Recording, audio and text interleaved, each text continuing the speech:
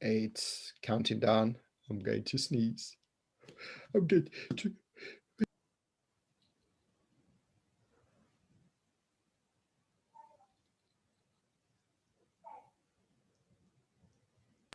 That I'm thankful for a mute button.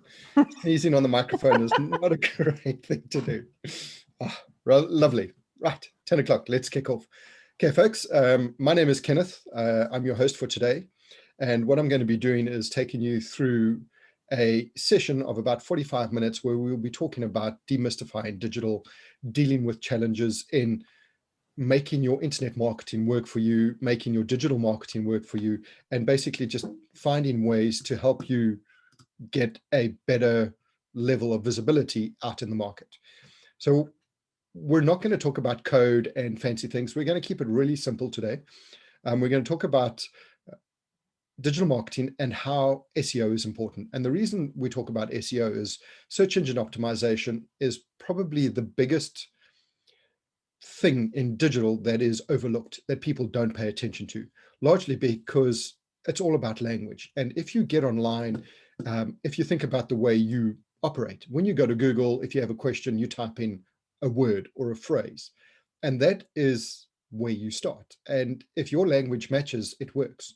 The problem is we never get the language matched because we're so busy worrying about trends and connections and engagement. We forget that there's a really important thing, which is language. So we're going to talk about that.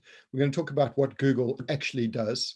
We're going to talk about a concept that we've picked up from Jim Collins, bullets, cannons, and funnels, just so you can see how you can practice with digital. And then once you hit the target, you're able to grow your marketing. We're going to talk about landing pages, and I'm going to introduce you to a framework, because one of the other biggest things after 20 years in digital is we found people don't have a solid framework that they can attach their digital strategy to. And as a result of that, they tend to be doing little bits and pieces all over the place instead of going, okay, this is the process. So like I said, if you have any questions, we'll be more than happy to handle them through the Q&A. Cheryl will answer some of the questions if they're urgent. So that's me, as you can see. If you've got your phones, please, by all means, scan the QR code, connect with us on LinkedIn. We are open to offer conversations. We do book free consulting sessions for half an hour just to help you out. Like I said, there is no selling during this session. It is all about information that you can use today. And if you apply the thinking that I'm going to share with you today, you will get the results that we're getting for our clients. Like Dip, for instance, from Signature Sofas. We've managed to get them onto page 2 in 60 days for highly contested keywords by following the basic rules. So without too much ado, let's jump into this. This is extremely important. You will get a copy of the video at the end of the session via email. So you don't need to take notes on the actual slides. You do, however, need to think about how can you actually implement what I'm talking about? How can you make it real today and make it work for you? So let's start with my favorite slide, which is my favorite people. Dale Carnegie, the old black and white photograph, died in 1955. And the reason I start with these gentlemen is because it sets the scene for digital in the sense that a lot of people think digital is a silver bullet. They think that if you switch your digital on today, you're going to be rich tomorrow. And I want you to understand that there's a lot of work that goes into building a strategy and then executing on that strategy. So if we look at Dale Carnegie, he died in 1955. His Facebook page was created in 2010. He's fairly famous in America, and he's got 552,000 followers. Then we look at Gary Vaynerchuk, or Gary V. He's very active on social media. He was around when Jeff Bezos came up with this cranky idea of selling books online, and everybody said nobody's going to buy a book online. Gary said he was going to sell wine online.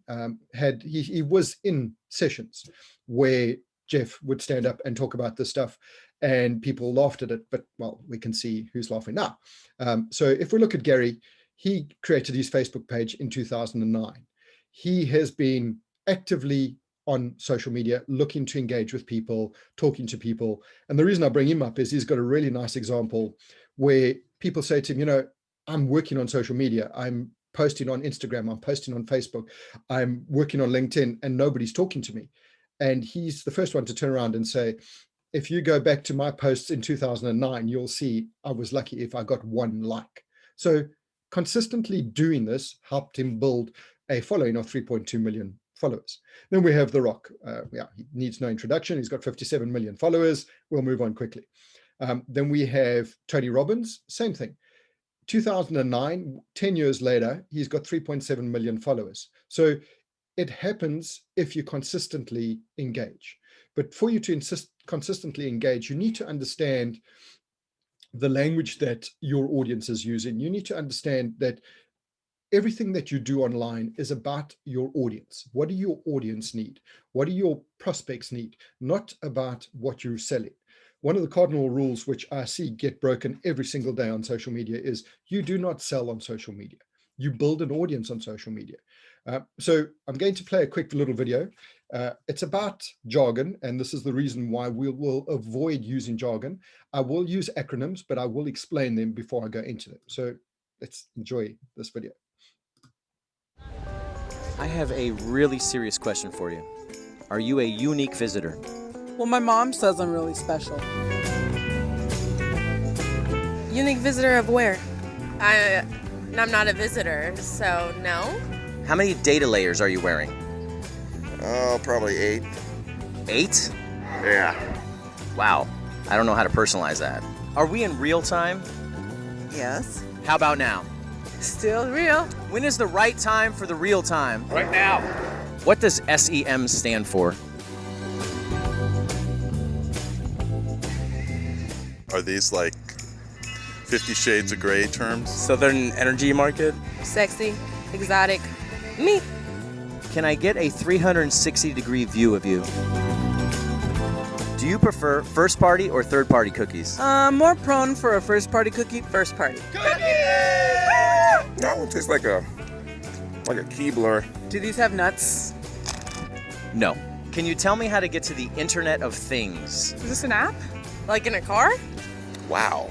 Internet. It's just like a mingling of websites and cyber world stuff just mixed together.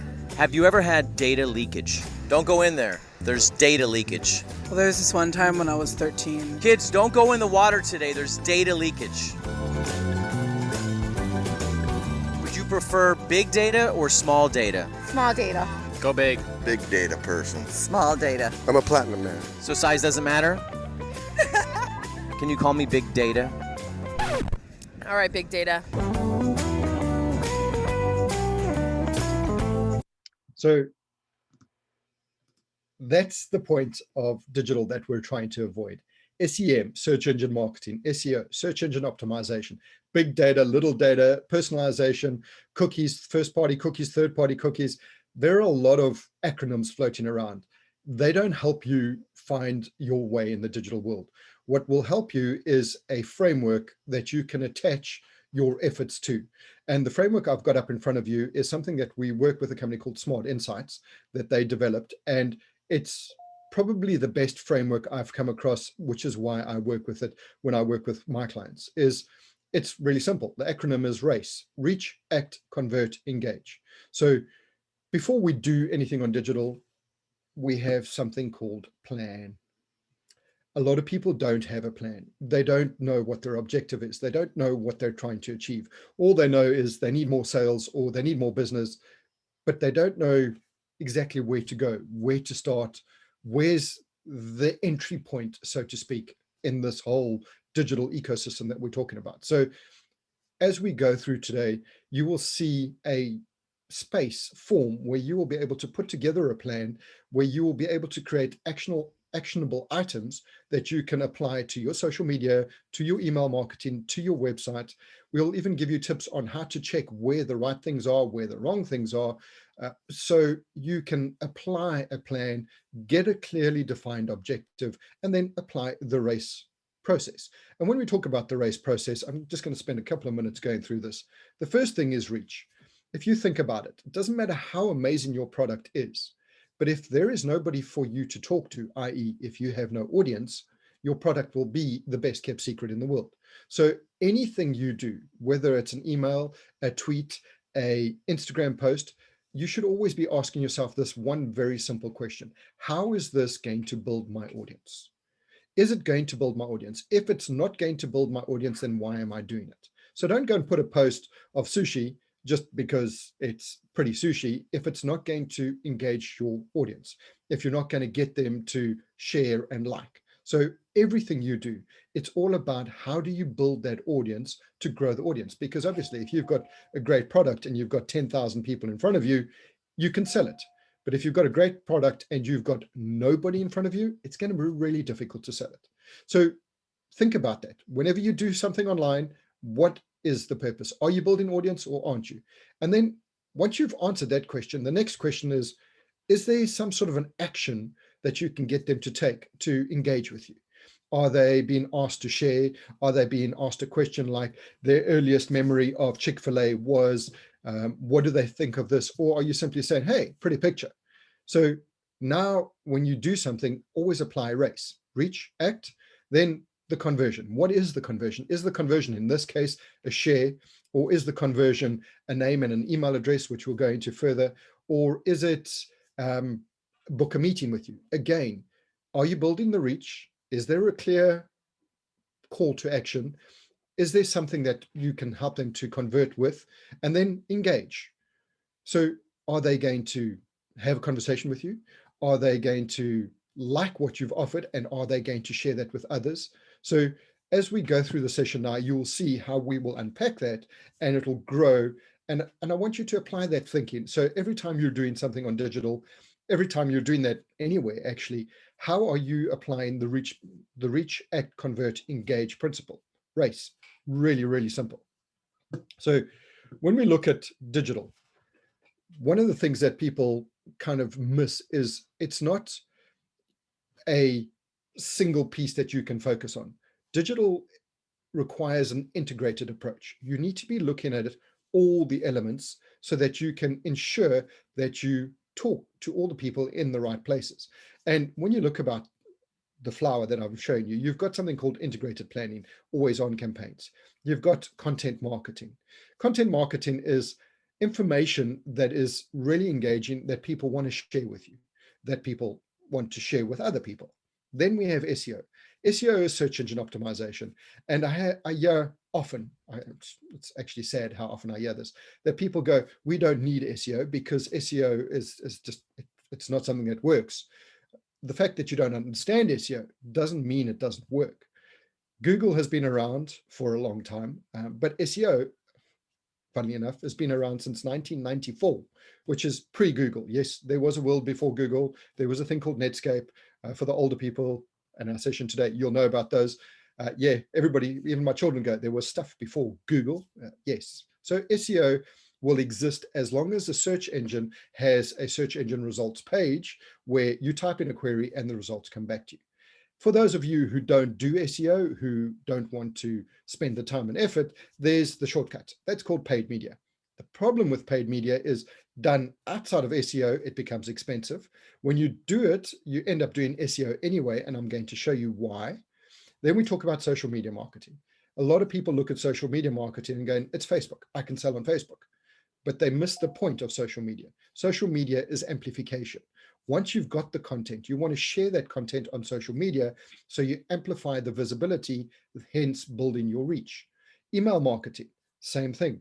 You want to let people know that you've got specials. Great. So don't just keep sending me an email with 10% off because you're one of 1,000 people who hit my spam box every day. Send me something useful, something that I can engage with, something that if I use today and I apply today will make my life better in some way. And then link that email back to your content. And that allows you to create more amplification. And to find out if it's working, use your analytics. Google provides amazing analytics in the form of Google Analytics, which a lot of people know about, a lot of people use. But there's a secret twin brother called Google Search Console, which a lot of people don't use, a lot of people don't pay attention to. And that's where you can find the language that you can use to optimize on your site. So a little bit of history. This is a question that was posed to a couple of million small businesses in the US, both B2B and B2C. And this was posed in 2015. And the question was asked, what has the biggest impact on your marketing efforts and revenue generation? You'll notice the top one says, I'm not sure, which strangely enough is still very prevalent today. A lot of people don't actually know exactly where their revenues are coming from online. They just know that something's happening and it's working. The next channel that everybody goes is email. Yes, first-party email lists are still the cheapest and most effective form of marketing if you've got something of value to offer. Then the next one that everybody agrees with is SEO. SEO really works. But B2C, the guys are saying paid works better. I can understand why, because SEO is competitive. And if you haven't planned for it, you will end up paying for the longest time. If you do your digital correctly, what will happen is your SEO will dominate and your money that you spend on paid will be reduced. So the idea is to have, like I said, an integrated approach where you can look at all the elements. And you'll notice social media is really a small element of that. Fast forward to 2018, 2019. I'm not going to look at 2020 because the numbers are going to be completely broken. And I think we're all writing 2020 off. We can't wait. 2021 is just around the corner.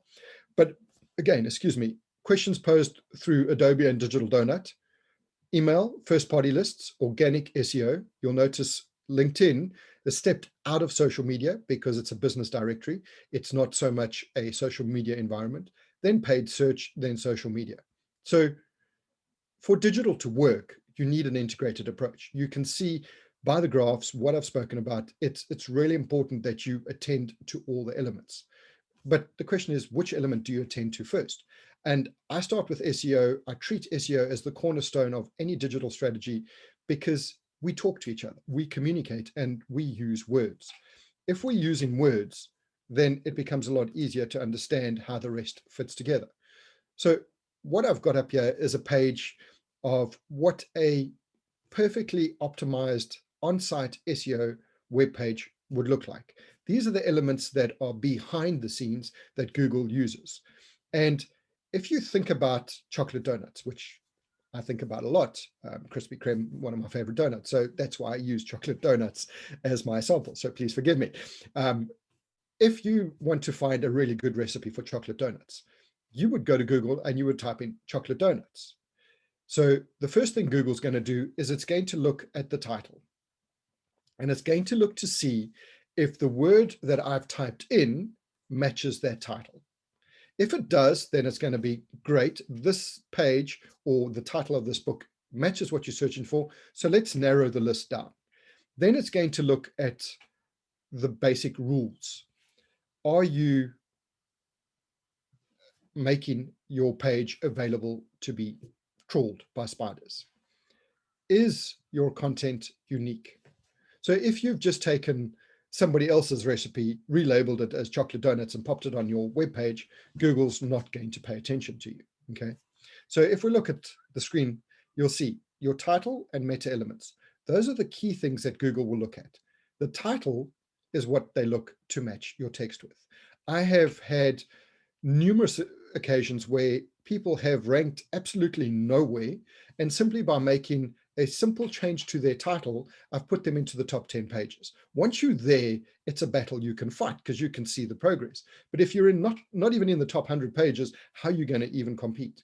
And if you think about when you go to Google, how often do you type in the word home or about us or products? You don't. Yet, time and time again, when we look at a person's web page, their title starts with the word home or about us or products, which means you think I'm going to type that in. And it's largely because you don't know. The programmers who build your website, they're not SEO specialists. Just like SEO specialists are not programmers, but we know what to look at. So make sure your language is correct, chocolate donuts. But then Google says, okay, cool, you've got the title right. That helps, but we now need to move it a little bit further down. Let's go check your H1. Is your H1 talking about, well, in this case, I'm talking about John's Coffee Shop, which is contradictory to donuts because I think they mix really nicely. So it would be a case of, are we talking about the product that you've typed in right at the top? So that and that need to match. If they do, that's awesome. If your content is unique, that's awesome. Now we look at the sharing as caring. Is your content engaging enough and fun enough to read that people are actually going to want to share it? Are they going to want to talk about it? You know, there's a word that we use very often. It's called remarkable, but I don't know how often people actually break that word down. When you remark about something, it's because it is remarkable. It's a conversation starter. Like for instance, in Snapple, they have got all these great tips on the inside of the lids. And one of them is, did you know that a glass ball will bounce higher than a rubber ball? Why do I say that? It's a conversation starter. It's remarkable. I didn't know glass would bounce higher than rubber. So when you look at your content, is your content really something that people are going to want to talk about? Or is your content just a checkbox? If it's just a checkbox, I say this to a lot of my clients, print a flyer, hand it out on the street corner, because you're going to get about the same amount of reaction. Make sure your content is useful so people can share it. And then a lot of questions come back and they go, yeah, but we don't know what the questions are that people are asking. So we don't quite know where to start with our content. If you went to Google Search Console and you registered and you set it up, it's a free tool. You will see what queries people are typing in that are leading them to your website. And that would give you the key phrase. Now you can see the questions, you can answer the questions, and you can answer that with relative accuracy and engagement. Then you want to check that this is working. So we have this thing called the bounce rate.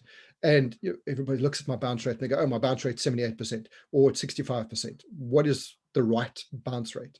Well, the right bounce rate is industry specific. If you own a directory with telephone numbers, your bounce rate is going to be very high. If you are a content or a retail environment, your bounce rate should be low, if you know what your bounce rate is. So allow me 2 minutes to explain. If you walked into a store on the high street, you would walk through the front door. If you looked around and walked out and you didn't go into any of the aisles, that would be a high bounce rate because you did not engage with the content. So think about your webpage. If I land on your webpage and I leave off that same page, I haven't clicked on anything or engaged on anything. That means your content is not engaging. It means you're not leading people into your website. Your bounce rate goes up. Google goes, this is the wrong content based on the searches, and your ranking goes down. So again, when we start thinking about integrated, people go, oh, SEO, digital, it's so difficult. Well, no. If your content is great, people are going to want to read it. And if they're going to want to read it, they're going to want to share it. So if your content's engaging, it's going to work. If your content's not good, it's not going to work. Excuse me. And if you go into a store, if the window on the high street is not pretty to look at, you're not going to walk through the front door. The same rules apply to real world and virtual, and people don't apply them. So they don't make it exciting. They don't make it interesting. Yes, metadata is important, but let's first get people engaging and moving through your website. Then it's such a key rule that I still can't believe people's sites are not mobile responsive. It's a default standard now. Google will not index you properly if your website is not mobile friendly. So a quick example to translate that into real world, Joe. You're looking at my site. I've wanted to rank for the word internet marketing Reading. So if I type in the word internet marketing services Reading, you'll notice this is my title. If you're looking for your title on Chrome, you have the tab at the top. Simply putting your mouse over it, this window will pop up. And when this window pops up, you will see what the words are. And if you see home here or about us or products here, you know it's wrong. Not kind of, sort of, maybe, it's wrong. And Google has a manual that explains that. So I want to rank for internet marketing. There I am on page 1 for internet marketing services Reading. I approach digital from the become a big fish in a small pond before you try to compete in the big pond. A lot of people go out and they say, I want to rank for the key phrase insurance. I want to dominate insurance, but they don't have the budget. They don't have the resources to go up against the big boys. So start small, start local, make sure you are ranking locally, and then you can build up on that. And once you start doing that, so coming back to my phrase, sorry, internet marketing, there you'll see I use it in the actual meta description, and there it is in my H1. So we talk about an H1 on your web page, we refer to as an H1. There is only one H1. Very often people think, well, all my items on my page are important, so I should make all of them H1s. No, Google wants an H1. You may have several H2s and H3s, but an H1 says to Google, this is the key theme, key idea, or key service I'm offering off this page. Then you go into your H2s. I'm sure we all went to school, we did reading, we did writing, and you have an intro, you have a paragraph, you have a body. So what I'm talking about, Jay, is the language. Use the language correctly. Tell Google what this theme is on this page, and make sure you put all the little pieces in the right place so that you can get found. Okay, so if you go and look at a search engine results page, or the term that we in the game like to call SERPs, you'll see what I mean by your title. You will see the result, the metadata. You will see the paid area. So the rules for this section are really simple. Your title should really never be more than 67 characters, so it doesn't get truncated, and it also forces you to think about your content. Is your content in the single theme, or are you trying to sell too many things on the page? If you're trying to sell too many things on the page, you're going to confuse Google. Google's going to not pay attention to you. Your sales pitch, your meta description. Is your meta description long? Or, as we discovered with some of our other clients, have your developers simply left the meta description for Google to decide? And honestly, while Google is really good, I like to sell my own services. I would prefer not to have Google decide what I'm selling. So this is your sales pitch. This is your opportunity, once you've gotten to the first page, to convince me to come into your store. Also, you can put stars here. So if you've got Google reviews, do you have 5-star reviews? If you have 5-star reviews and they're not appearing here, you need to make sure that they are, because you might be in position 3, but if you're on a page of 10 people and you're the only one with 5 stars, but you're in position 3, everybody's going to see you. You're going to stand out and people are going to click on you. The other thing to pay attention to is if you do paid media in combination with SEO, if you happen to be on the top here, let's assume you've paid for position 1, you could get 5 clicks. And I'm just using the number 5 as easy for maths. If you were at the top for SEO, you could possibly get 5 clicks as well. But if you're on the top for both, you won't get 10, you'll get 18 clicks. Why? Short-term brand recognition. People will pay more attention. They'll go, well, you clearly are an expert. And Google has this acronym that they like to throw about. It's called EAT. And they use it for all their content: expertise, authority, and trust. So if you remember in the beginning, I spoke about reach, act, convert, engage. So the question is, are you creating expertise, authority, and trust? And are you building that reach? So moving forward, question: what does Google actually do? And I like to put this question out to the audience because I think very often people forget what Google's actual job is. They seem to think Google is all about just selling stuff, not about what it really does. And if you look at the slide, you look at my mouse, this is the word I would like you to pay attention to. Google wants to connect all the consumers to the information they care about. And if you think about it, very often when you go to Google, you are looking for information. You might go to social media to verify that the company is great. You might check the reviews, but at the end of the day, when you're looking for information, you don't go to LinkedIn, you don't go to Facebook, you go to Google, you go to YouTube.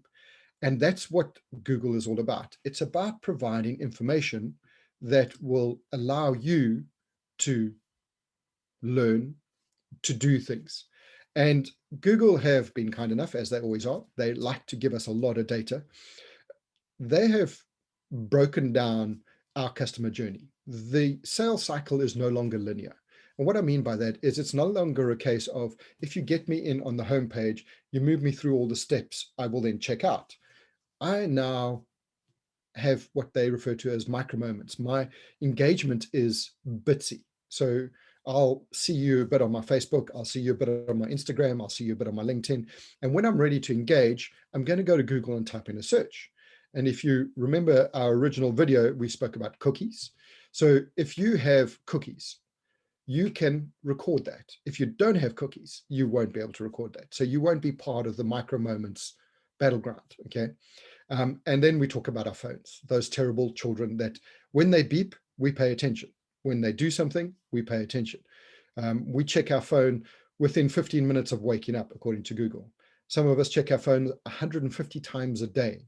I'm sure you've seen the ad floating around on TV where we're having a digital break moment where we have to hold hands because we're so used to having something in our hand.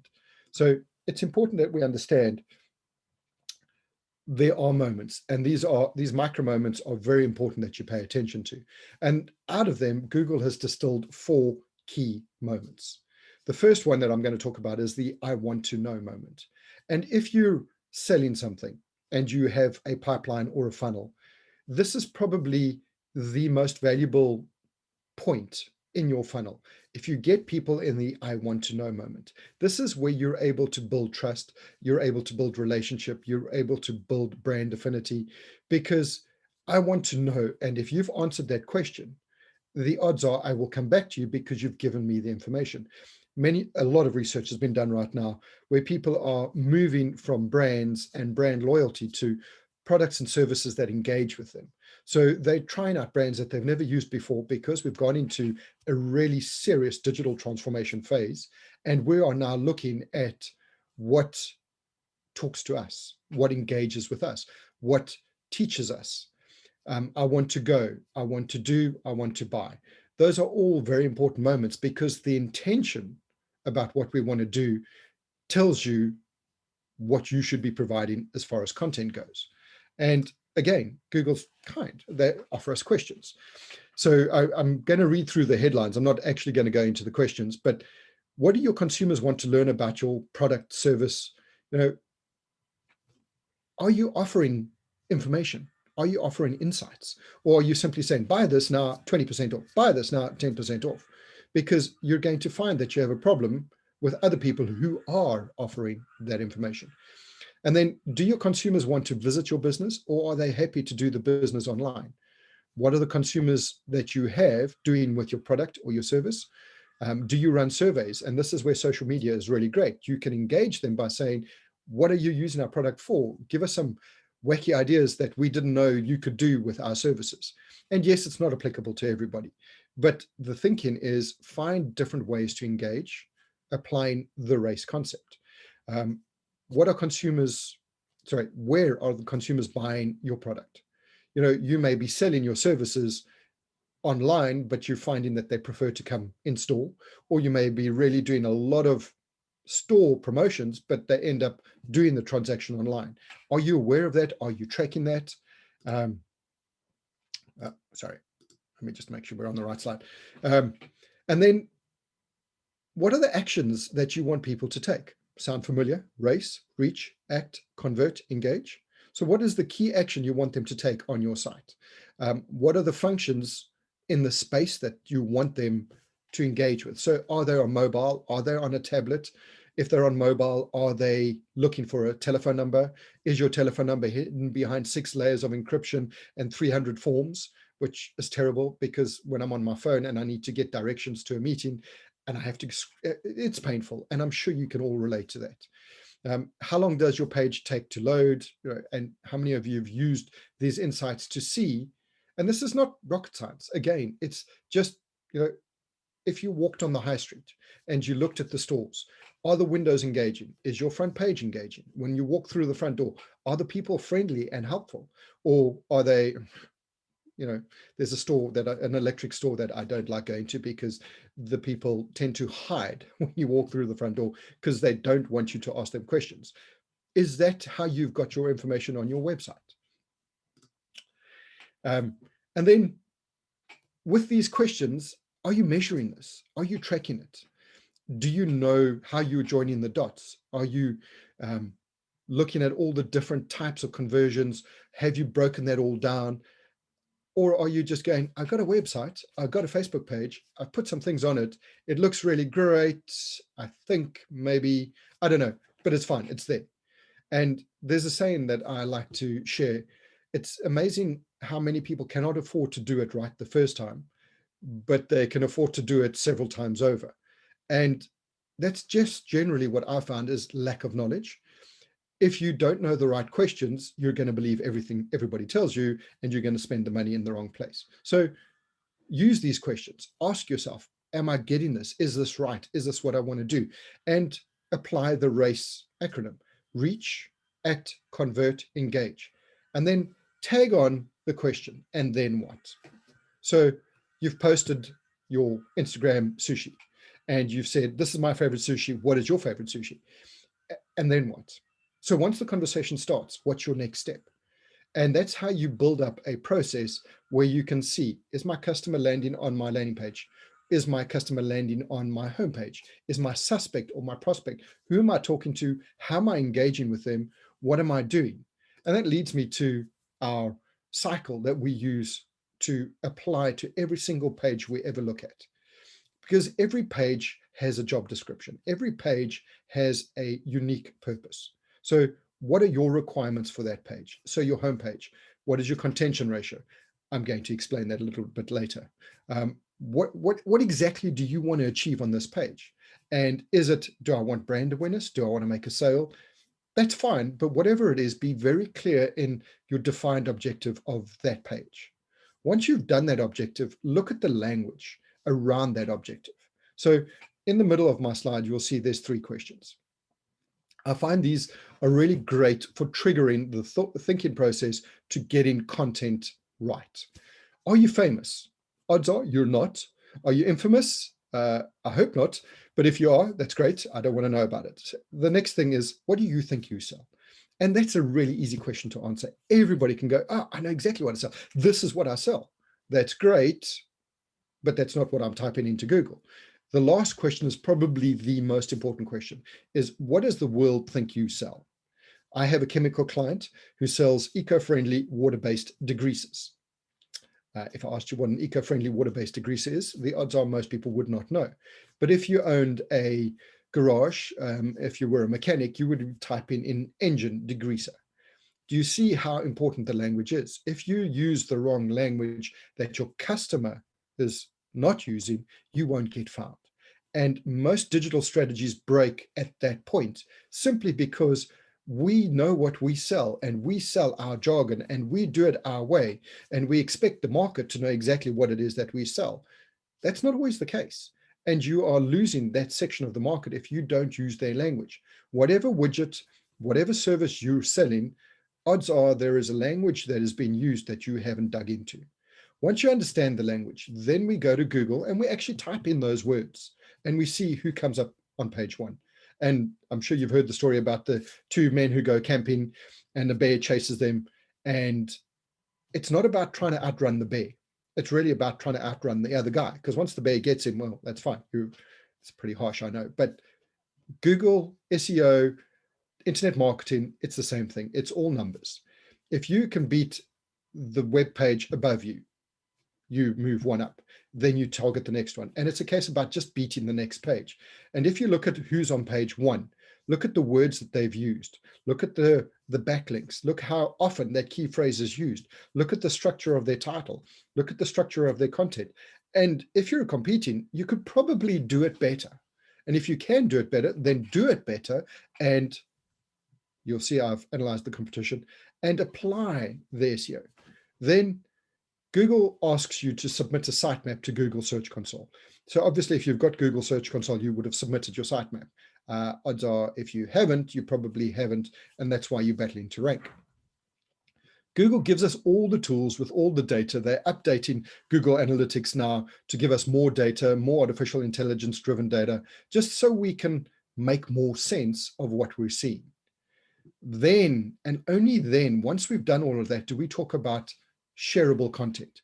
Do we talk about social media amplification?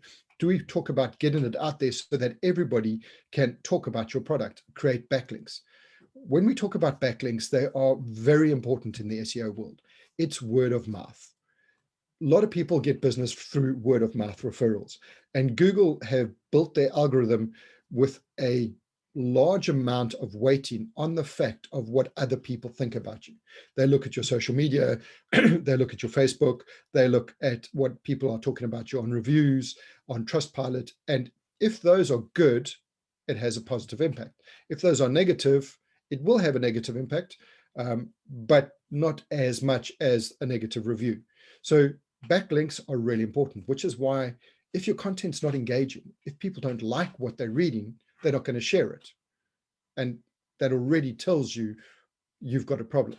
So we then take this template that I've just shared with you and we apply it to every single page on the website, whether it's a product, whether it's a bottle of wine, whether it's a cell phone, there's always phrases. And when we play in the SEO world, it's very important that you realize that you are always up against a bigger fish. There is always somebody with more budget. And it's not about having a bigger budget. It's about optimizing the budget you've got by being smart.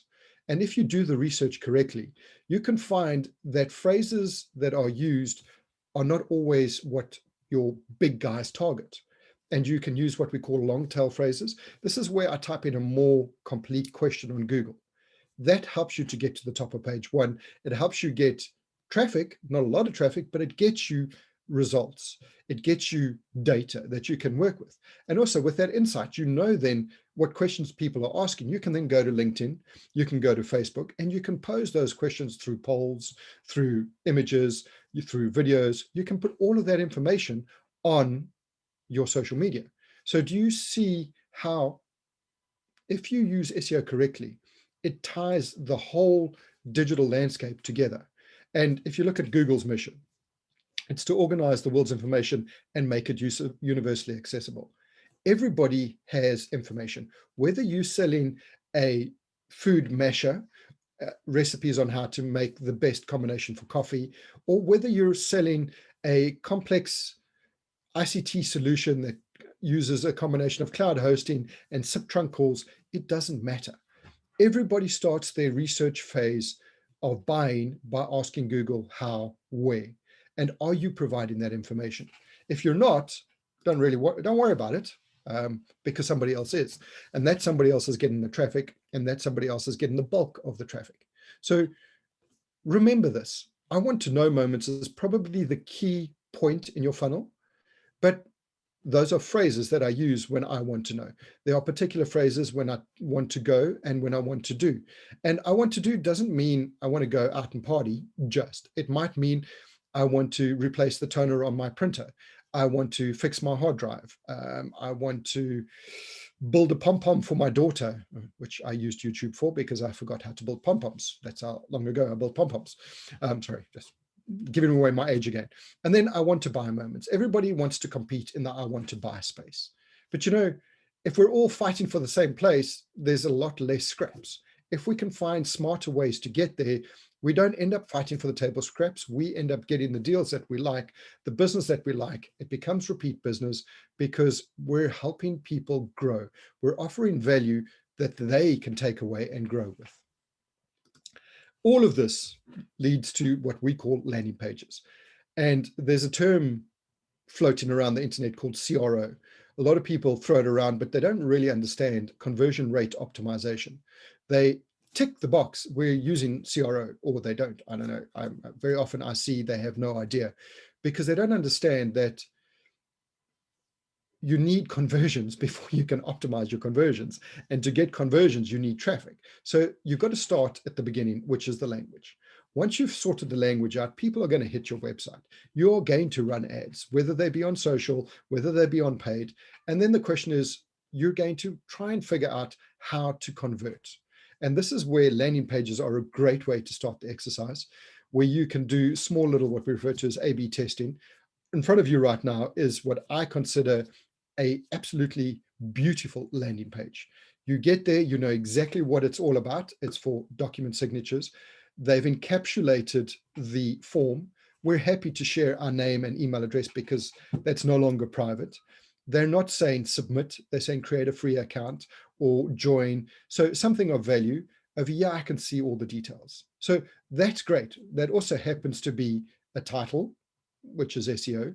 They've used language that is related to the SEO elements, and they have a strong call to action. But then we go to the next level. I'm a consumer. I'm a prospect. I don't really want to tell you everything. And I know there's the whole conversation about qualify out, qualify in. But at the end of the day, experience has taught me one thing. It's if you have a conversation with somebody, you open up doors. If you don't have a conversation with somebody, you can't open those doors. And if I look at a form like this and I go, I don't like it, I'm not going to fill it in, which means you're never going to have the conversation with me. You don't even get the chance to have the conversation with me. So don't make your forms too big. People are very happy with the first name and an email. Then you start the relationship, build the conversation with your online marketing, your email marketing, you build your data, you have the conversation. But this kind of page is going to cost you money. This kind of page is going to lose you money. And the reason I say that is we've evolved as searchers. We go to Google, we type in something, we're pretty specific. I went to Hyundai in North Carolina and I typed in, I was looking for a Hyundai Sonata, and the ad brought up Hyundai. I clicked on it, expecting to be taken straight into the model and make of the car that I'd searched for. Instead, I got taken into another page where I had to refine that search again. I don't like doing that. I want to find whatever I'm looking for within 3 clicks. So if you look at the depth of your website, the way you've done your website, can I get to anything of relevance in 3 clicks? Or is it too complex for me to get there? If it's too complex, I'm going to bounce. And if you think about the bounce rate that I spoke about earlier, that negative impact will be carried through to your Google ranking. So if you want to save money on your paid media, pay attention to this. Make sure that your landing page has a great headline. And this is where terms like A/B testing get bandied about, because you don't always know which exactly is the right headline. So you use a headline. But what I've seen in many cases is people will do a page and they go, it's not working. And then they'll throw the whole page up and do another page. And then suddenly it's working, but they have no idea why it's working. So they just keep going with it. If you, on the other hand, have a look here and you go, the headline is great. Well, if it's not great, let's change that. Do you have a supporting headline? Does your content support it? Do you have a clear call to action that is not intrusive? Do you have social proof? And generally a video helps a lot. All of this is on a landing page that has one objective. And I'm going to refer to that term as contention ratio. If you have a high contention ratio, you give me too many decisions. If I have too many decisions, I am going to have a problem and I can't make up my mind. And I'm probably not going to make up my mind, which is why I have my squirrel that follows us around, okay? My squirrel brings me to a product that we use called Unbounce, which helps me do my testing and helps me look at contention ratios. They did an exercise where they had links at the bottom on the left-hand side, or your right side. I always get confused which screen has been mirrored. And they had none on the other side. And you can see a 6-to-1 contention ratio meant there were 6 different things on this page that I could do, whereas on the other page, there was only one thing I could do. By having a singular contention ratio or a singular objective, they improved their conversion by 42%. So again, go back to the beginning, to the race. What is the objective? Is that singular? Are you focused? Are you providing information? And have you applied the RACE acronym? Or have you done this? My favorite video from Google.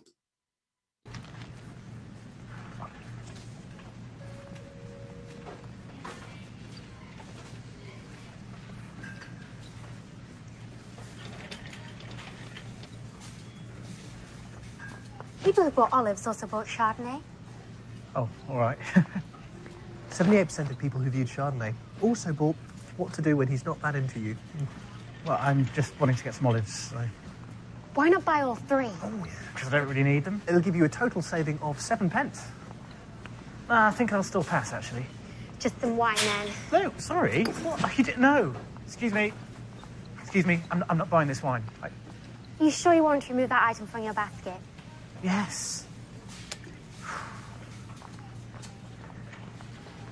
Why not try something new? What, and buy something totally random that I've never shown any interest in? Wilson Cape Memorial mug? Yeah, okay, I'll take the mug. Obviously I'm joking, aren't I?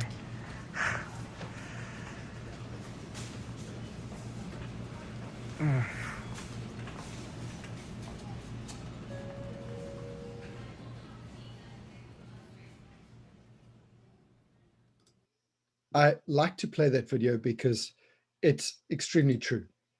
Very often we're so busy checking the boxes that we don't actually check the customer journey. What's the customer experience like? And as I've taken you through our journey today, and yes, I know it's a lot of information that I've shared with you, but as I've taken you through the journey, I think you've begun to realize that for digital to work, you need a fully integrated approach. It doesn't work if you're doing one or a piece of one or a piece of another. And that's why we have our job description. We hire staff and we give them a job. We give them a KPI, we tell them to do things. But when we look at our website, we look at our Facebook page, we look at our LinkedIn profiles, we don't apply KPIs. We don't give them a job description. Why? Maybe if we did, we might find that our digital content would be far more effective. One of the things that we take further through this is the whole test, retest, confirm, test process, which is your bullets and cannonballs. Jim Collins came up with this concept, and it's really applicable in the digital arena. Really simply put, if you were out on the seven seas and a pirate is bearing down on you, you have one barrel of gunpowder and you need to make sure you don't die. A lot of companies using the barrel of gunpowder, i.e. their marketing budget, will launch one cannonball aimed at the pirate. The cannon is not calibrated, they miss, the pirate bears down and sinks their ship. Why? Because they didn't test, they didn't calibrate. What we're suggesting, and hence what Jim has suggested, was do bullets first. So take your musket, calibrate, aim until you hit the target. Then confirm you've hit the target, confirm a third time you've hit the target, then launch your cannonball. Then your digital will work. But if you're not doing that, you're going to say, and I've had a lot of conversations where people have spent really huge amounts of money on paid media and gone, it doesn't work. Well, that's because you didn't do any testing beforehand. The problem is the budget's gone. So now what do? They fall back on old school cold calling, hardcore sales, because they didn't apply the rules of digital. And digital is really simple to apply if you apply the correct rules. So if you look at our funnel that we talk about here, it's called tofu, mofu, and bofu. I always used to think tofu was something you ate. I never understood that tofu was actually top of funnel, middle of funnel, bottom of funnel. So when we look at this, this is where I bring everything that we've done today together. Your top of funnel is where people are going to bump into you for the first time. When they bump into you for the first time, you want to make sure that you have a cookie that allows you to track and record them for 540 days. That means that at any stage that they type in something related to your service and you've set it up correctly, your ads can reappear for them if you've got the cookie. If you don't, you're competing for that space. And so many people have their paid media set up without the cookies and the conversion tracking. Then what we do is we build traffic. The first thing we do with building traffic is we use display ads and Facebook traffic builders and Bing to drive people there so we can get cookies on their machine. We have no intention of selling to them. All we want is them to simply get a cookie on their machine. That way we know we can retarget our marketing to make it more effective. Because if they have clicked on a display ad, the odds are that in that moment we engage with them, we can now give them information to come back. Once we've got the cookie and we've hit our minimum criteria, generally that minimum criteria is at least 1,000 people that Google has recorded, you can then go to the middle of funnel and you can target them by serving ads only to people who've had your cookie. People, you can now create lookalike audiences and you give them a valuable resource to download. This is a PDF that they consume. You see how I'm bringing in the information. You give me information that I can use today that's going to help me make my life better today. Once you've done that, then you go to the bottom of the funnel. And now you can start applying the metric of at least 20 clicks will lead to a sale. And we talk about your value, lifetime value of your client, cost of acquisition. But at least you know these people are interested because they've gone through 2 stages of your funnel. When they click here, now you can do a consultation, book a free call. Now you can sell your product because you've actually taken them through the process of engaging with you. So to leave you with a checklist, hopefully you will take this away and apply this.